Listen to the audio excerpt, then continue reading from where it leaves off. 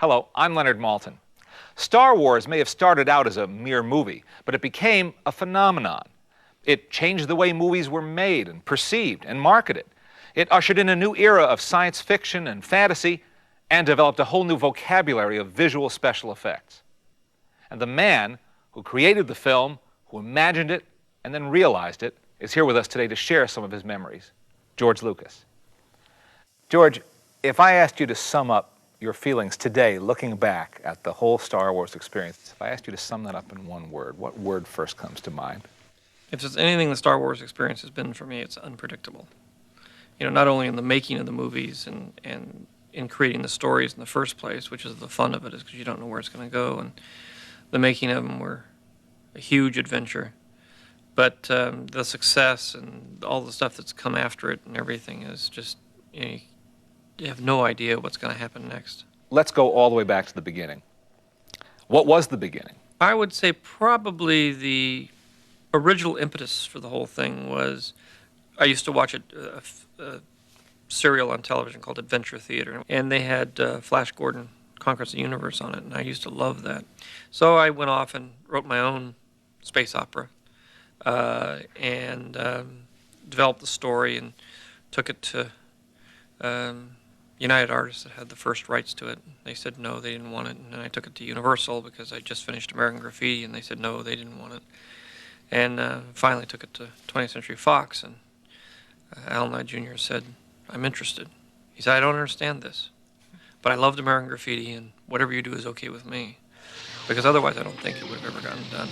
Because it was crazy. You know, spaceships and Wookiees and robots, and it was just unlike anything that had ever been seen before. Tell me about that first script. Now, did you try to tell the whole story in one script? Well, at that point, it wasn't the whole story. I wrote a script, and the script was very ambitious. It told a very large story. And when I finished it, I realized that it was way too big to make into a movie. So I took the first part of it, sort of the first act, and I said, I'll make the movie about this. And I had to expand on it and move it around, play with it a little bit.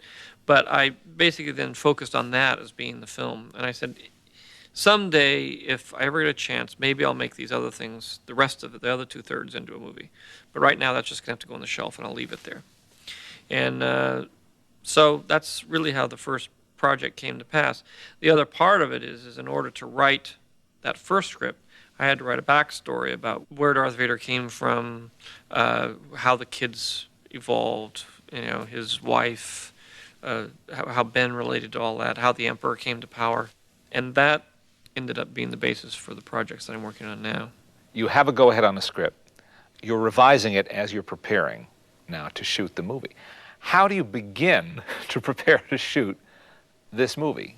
I went around and there were no departments at the studios, no one to do this. So I had to sort of build up from scratch my own special effects company in the process of starting this whole thing. How do you find people? How do you find the right people to do that kind of thing and to invent things, which is what they had to do? There was a small group of people that had done special effects.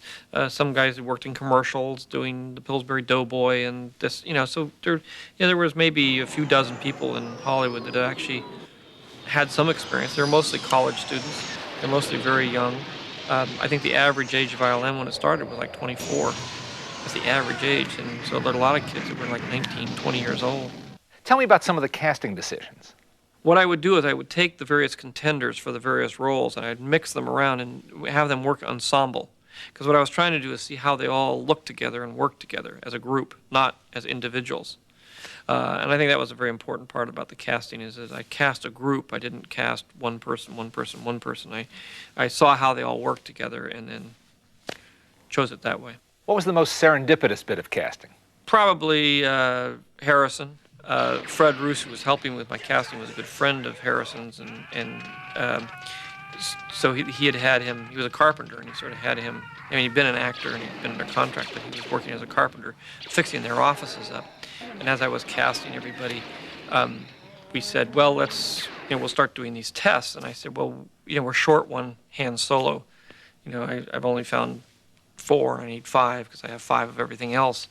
And so I just said, well, Harrison, do you want to do this? You want to stand and sort of read some parts against these other parts so we can get through this thing? And he said, yeah, and he started reading them. He read them better than anybody else did. What was the toughest part of making Star Wars?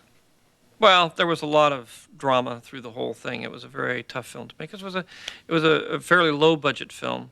You know, it was a $10 million movie at a time when most movies were, the big-time movies were $20, $30 million. How much of that went to effects? Well, $2 million went to effects. There weren't very many effects. And I think the toughest part was when I finished shooting, I came back to the United States. I had no editor. I had to reassemble the entire movie of what had been cut, start from scratch. I went down to ILM, and they'd spent $1 million out of the $2 million. We were about 5 months away from release of the movie, and they didn't have any shots done. And I was panicked because I had nothing. I had no movie. I had no effects. I had a big mess on my hands. When did you know it was working, that it was turning into a phenomenon with the public? It was, it wasn't really until it came out and was in the theaters. I was still, even the day it came out, and Laddie called me and said, it's a hit, it's a hit. The first 3 performances sold out, and it's going to be giant. I said, look, all science fiction films do well in the first week. Wait until the 3rd week, and then let's see what happens. So I was always the pessimist. I'm sure you know how much Star Wars means to so many, many people around the world. We all appreciate you sharing your memories with us today, George.